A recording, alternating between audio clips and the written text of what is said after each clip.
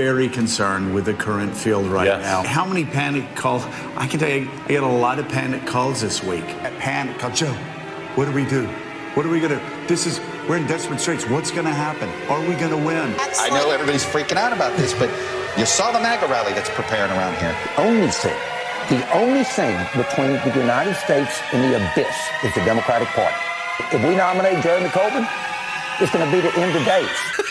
When Trump entered the political field, I think that he changed it forever. Just think about it. Who out there has anywhere near the same energy or can fill a stadium with thousands of people and have an overflow of thousands of more people outside the stadium? Who else can land a counterattack like Trump?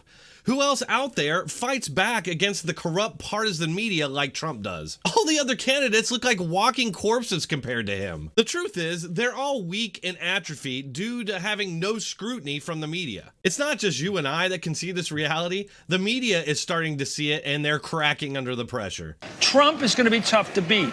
I'm a bit frustrated, and I'm not the answer to all questions, Brian and Rachel, I'm just not tonight. I'm a little frustrated. The rest of this year is going to be really entertaining. Why wouldn't they be freaking out? Trump is filling stadiums while the Democrat candidates are struggling to fill high school gyms. The people that do attend are getting attacked by senile old perverts with old-timey insults about pony soldiers. I almost can't believe it myself, but the leading Democrat candidate is a self-labeled socialist and is most likely a legit communist with a long history of promoting communist dictatorships. When you're done here, go check out my video from yesterday to hear more on that topic. Then there's Trump's approval numbers, with Gallup putting him at about 49% approval, but who really knows how accurate that is? Honestly, it's amazing to me that after 4 years of nonstop attacks from all sides, that he still retains that high of an approval. That's gotta be really good news for him. Because there does seem to be a progressive lane, and you'd put Sanders and Warren in that lane, and then the rest of them you'd call them moderates or centrists or whatever they want to call themselves. Let me jump in here. Yeah.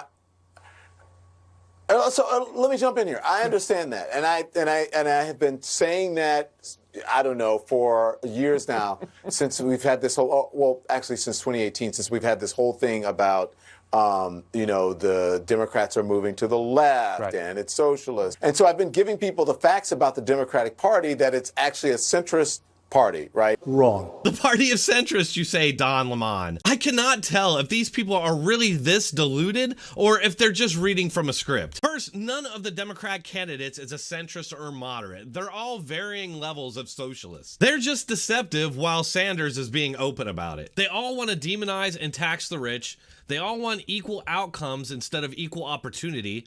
They all want to be part of the communist climate change doomsday cult. They all want more dependency on government. They all recite the Marxist language of the far left. They all promote the racist mantra of white privilege.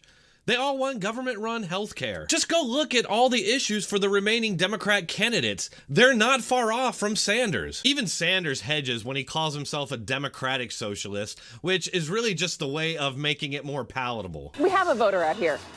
Sir, you were watching, so you're going to be on television now. Can you tell us who you voted for? Donald John Trump. You voted for Donald John Trump. Yeah. Look at that. Bernie Sanders is not appealing to you? The whole ideology would be destructive to the country.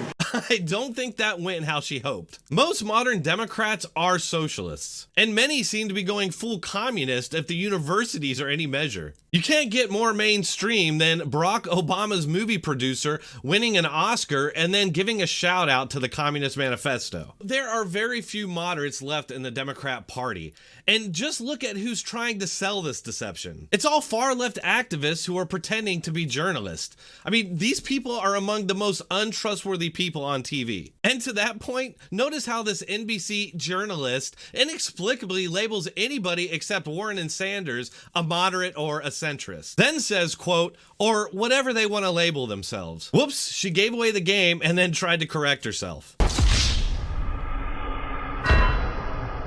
Last thing, now's not the time to just sit back and hope that other people get Trump elected. Make sure that you're registered so that you can vote in November. Attend a rally or just post some Trump memes. Do something. And make sure to like, share, and subscribe to support my channel so that I can continue the fight. You can also subscribe to me on Patreon, Subscribestar, or just send a donation on PayPal. For just $1 a month, you'll get early access to all my videos and exclusive content. However you decide to support this channel, I appreciate it.